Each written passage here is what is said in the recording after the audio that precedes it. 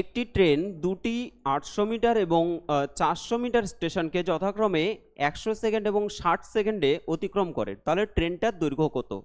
তো দেখো এখানে আমরা যদি বলি কোনো একটা ট্রেন সেটা কোনো স্টেশনকে বা কোনো প্ল্যাটফর্মকে অতিক্রম করে বা কোনো ব্রিজকে যদি অতিক্রম করে, তাহলে সেক্ষেত্রে ট্রেনের দৈর্ঘ্য প্লাস প্ল্যাটফর্মের দৈর্ঘ্য কিন্তু আমাদের ধরতে হয়। তো আমরা ধরলাম যে ট্রেনটার দৈর্ঘ্য হলো এল, আর প্রথম যে ট্রেন স্টেশনটা আছে সেটা কত? সেটা হলো 800 মিটার।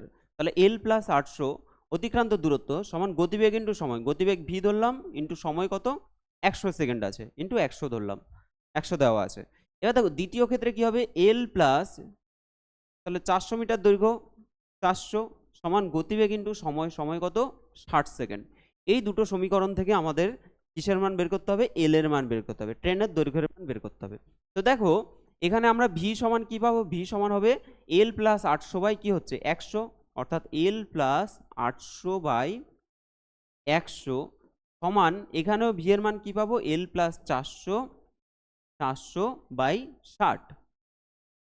এখন আমরা এটা ক্যালকুলেশন করি, 3 দুগুণে 6, 5 দুগুণে 10, কোনাকুনি গুণ করো, 5L প্লাস 4 5 20 অর্থাৎ 2000 সমান হবে 3L প্লাস 3 8 24, 2400। তাহলে 5L থেকে যদি 3L মাইনাস করি কত হচ্ছে? 2L। 2L সমান কত হচ্ছে? 2400 থেকে 2000 মাইনাস করো, কত হয়ে যাবে? 400 হয়ে যাবে। L সমান হয়ে যাবে 200, তাই তো? তাহলে ট্রেনের দৈর্ঘ্য কিন্তু আমাদের 200 মিটার চলে আসছে, অপশান সি হয়ে যাবে তোমাদের সঠিক অ্যান্সার।